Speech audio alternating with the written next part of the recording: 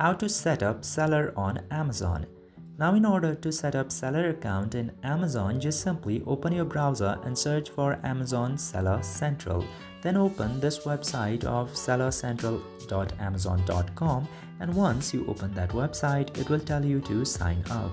Just simply tap to sign up button, and once you tap to the sign up button, you are gonna see this page where you just simply need to log into any of the Amazon account that you have, and once you do this, you will get an email address to verify that you are using the Amazon account. Just simply enter the verification code in this box and tap to submit code.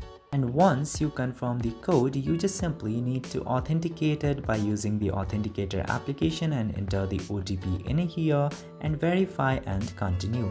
Then after doing all this, you need to set up your store in Amazon by providing all of the necessary information such as store name, your bank details in order to get paid, and what kind of product that you would like to sell and all that.